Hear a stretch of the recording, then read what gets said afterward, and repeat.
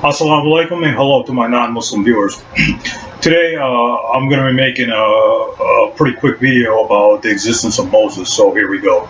Now some of my viewers might be asking, why am I making this video? It seems random.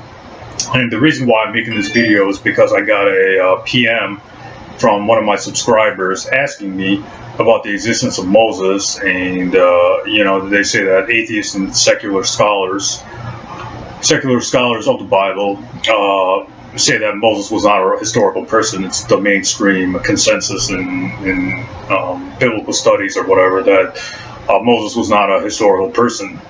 So my subscriber PM'd me asking, does that hold a threat to the Quran, whether Moses existed or not, and other Old Testament figures, but they asked specifically about Moses because Moses is the highest. Moses has like a big presence in the Quran. In fact, Moses is mentioned more than any other person in the Quran. So the Quran mentions Moses, I think 170 times or something like that. So Moses is an important figure in the Quran and Islamic text. So they asked, well, if Moses didn't exist, and the person asked, if Moses didn't exist, doesn't this hold a threat? Doesn't this invalidate the Quran, or doesn't this falsify the Quran? Well, I would say yes, Moses did exist. That's I would say that, but in terms, if you want like external evidence for him, or if you want like extra biblical evidence, we just don't have it. But just because we don't have, archaeological evidence or, inscriptions or, all these, just because we don't have independent confirmation or independent evidence of Moses, that doesn't mean Moses didn't exist. If you go back, anybody who does a simple research on the ancient world or ancient history, a lot of ancient history and a lot of ancient historical figures, we don't have historical records of them, but that doesn't mean they didn't exist. It just means we don't have historical records of them. Back in the ancient world, the ancient world wasn't always concerned about writing about historical figures. They were like the ancient Egyptians and stuff like that were more interested in writing about their battles and their victorious battles and stuff like that. So in the ancient world, we don't always have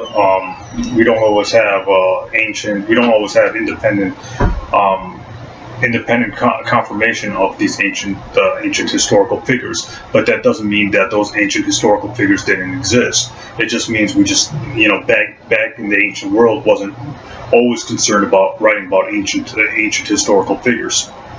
They were more interested in events like battles and stuff like that. So anybody who does a proper research on the ancient world will know this, that we don't have a lot of ancient historical records for a lot of individuals, but we do have it for events like battles and major cities being built and stuff like that. So then the question really arises: do we have defenses of Moses in the Exodus? And the answer is yes, we do. A lot of Jewish and Christian scholars have already defended the historicity of Moses in the Exodus. So we do have they will point to evidence for that. But this is just going to be my response to it.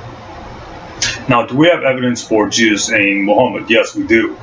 We do have a lot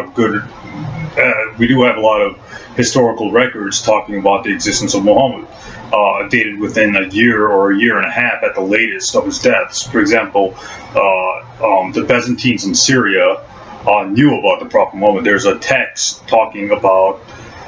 There's a prophet amongst the Arabs, or the sectarians.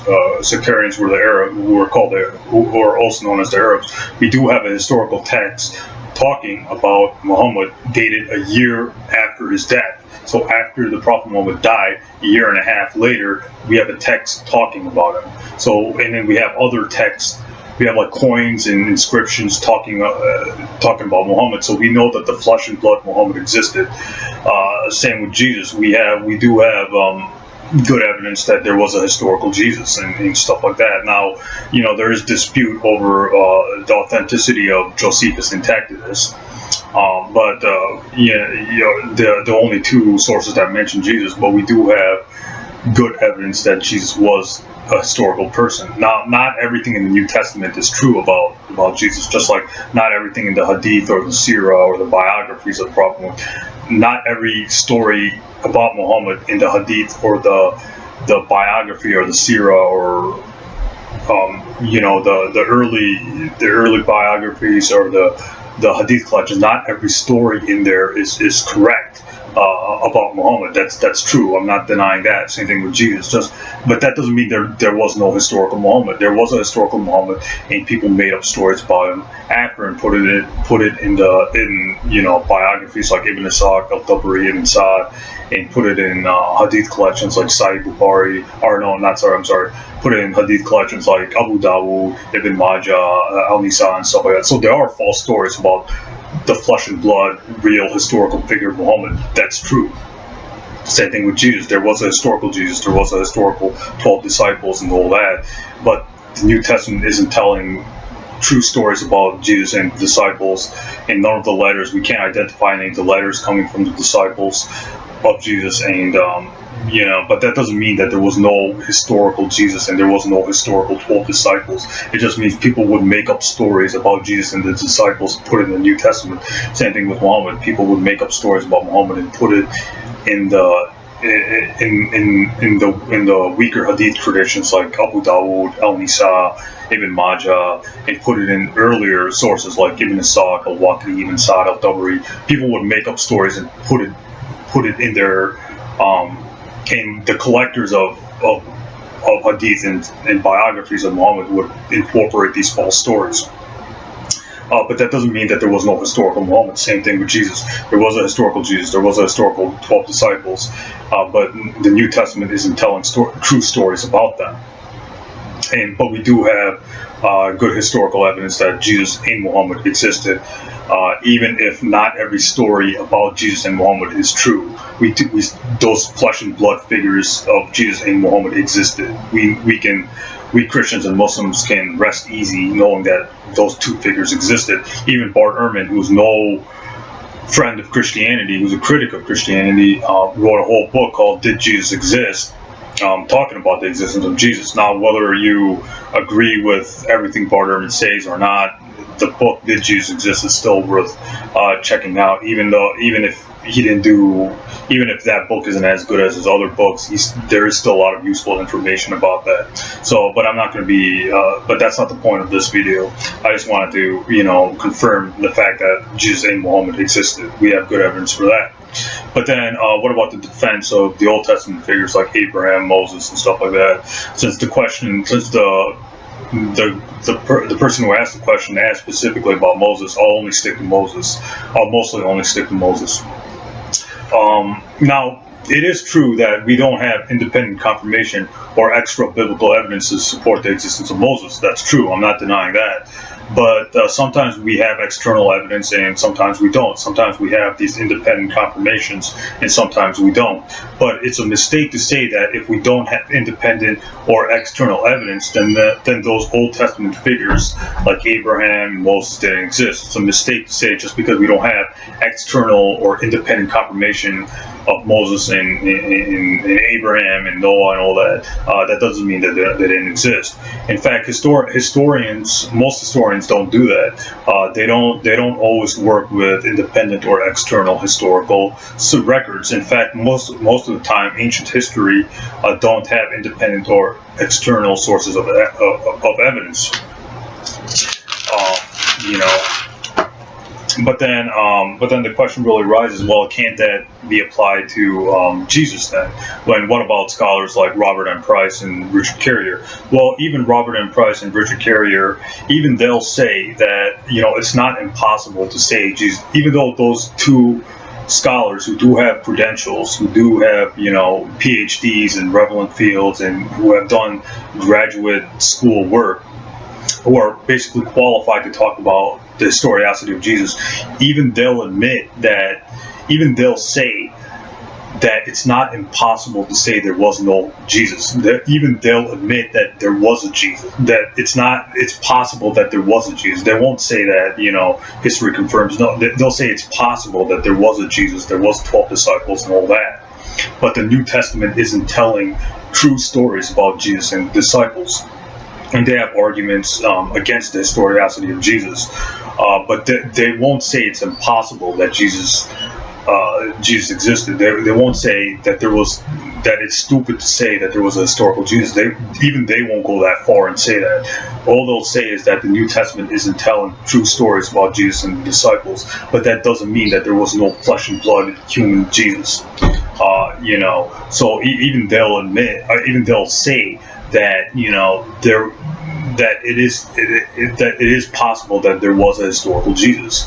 It's not impossible to say he existed. The mainstream historical New Testament, not just the evangelical conservatives, but even secular scholars like Barterman and stuff like that, even they say that there was a historical Jesus, even though the New Testament isn't saying true stories about Jesus. But anyways, that's it. But even Robert M. Price and Richard Carrier will say, they'll say that it's possible there was a Jesus, even though we don't have that much extra New Testament or extra biblical sources talking about Jesus. Even they'll say that.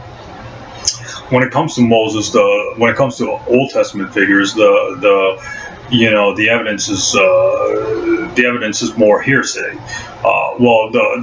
The critics of the Bible, or the critics of religion in general, will say that it's all hearsay. We don't have that much evidence for external biblical evidence for Moses, Abraham, and stuff like that, and that's true. I'm not denying that, but all I'm saying is that in the ancient history, throughout ancient history, we don't have ancient historical records about individuals. We just don't have it. Even Josephus and stuff like that, we don't. Josephus was a well-known first century Jewish writer. We don't have that much historical records talking about them. That's true. That's just the way the ancient world. That doesn't mean that those historical figures of Moses and Abraham and stuff like that, just because we don't have extra biblical or independent confirmation, that doesn't mean they didn't exist. It's really possible that they did exist. So when it comes to the question of Moses and other Old Testament figures, but since the question here asked about Moses, I'm just going to be sticking to Moses. This has to do with when you date the Pentateuch. What is the Pentateuch? The Pentateuch is the first 5 books of the Old Testament, from the book of Genesis to the book of Deuteronomy. So most Jewish and secular scholars will agree that Moses didn't write the Pentateuch. They'll say that later editors and later writers wrote the first 5 books of five books of the Old Testament, from Genesis to Deuteronomy. So even conservative or Jewish scholars will admit that most of whoever wrote from the book of Genesis to Deuteronomy, even they'll say that it's unknown authorship. The real authors from the book of Genesis to Deuteronomy is unknown. So even Jewish scholars will admit that, and secular scholars, and even some Christian fundamentalists or some conservatives will say that Moses could not have written the entire 5 books of Moses. Moses could not have written the ending, or for example, the book of Deuteronomy talks about the death of Moses, and they'll even the conservative or evangelical scholars will say that Moses could not have written that, because how can Moses write about his own death? So even they'll admit that there were later later writers to the first 5 books of the Old Testament. So from Jewish, secular, and Christian scholars will admit that Moses didn't write the first 5 books, from the books of Genesis to Deuteronomy, even they'll admit it. Now, from my research, it looks like the first 5 books of the Old Testament were written in the 10th and 11th century BCE. around the time of David and Solomon. That means that they were describing events that took place only a few hundred years earlier, and that gives us a good bias without faith, even if we throw away our Jewish, Christian, Muslim views, even if we throw out our theological, if we put aside our theological biases for a second, that there was a historical Moses who was an early Israelite leader and was the founder of the nation of Israel and the Hebrews. So they contain scenes, they contain stories of Moses. So these 5 books, these first 5 books of the Old Testament, from Genesis to Deuteronomy, they contain traditions, oral traditions about Moses dating to his day. So there were basically oral reports or oral traditions of Moses, of Abraham, and Noah, and stuff like that. And the writers of the Old Testament got those oral reports and wrote down, stories. Now, not every story, about Moses, about Abraham, about Noah, or whatever, is true when it comes to the Bible. But that doesn't mean just because they're false stories or fictional stories about Noah, Abraham, Moses contained in the Bible, that doesn't mean that those historical figures or those figures of Noah, Abraham, Moses, etc., that doesn't mean that they didn't exist. It just means that there were real figures. The Old Testament figures were real, like Moses, etc. And then whoever wrote the first 5 books of the Old Testament, from Genesis to Deuteronomy, that those writers made up stories and wrote them about Moses and Abraham and other Old Testament Old Testament figures. But it doesn't mean that they're writing about fictional characters. They could be writing about historical figures, but making up stories about those historical figures. The Israelites would know that a few hundred years before the first 5 books of the Old Testament, from Genesis to Deuteronomy, were written, that their founder was Moses. They would have known that their founder was Moses. So it goes back to oral traditions of Abraham and stuff. The earliest Jews could have had oral traditions about their father Abraham and oral traditions about their founder Moses, and put it into the Old Testament. As for the Exodus story, well, a lot of Jewish and Christian scholars have already tried to defend the historicity of the Exodus story. So I'll just leave it to my listeners or my viewers to buy books about the historical reliability of the Exodus. A lot of Jews and Christians have written about this subject. So ancient nations would portray themselves as victorious, and the whole story of the Hebrews or the Israelites going to Egypt and coming out of Egypt. It doesn't seem like people would make up that story, because ancient nations they would portray themselves as victorious and stuff like that. So why would they make up stories about them going to Egypt and getting enslaved and coming out and stuff like that?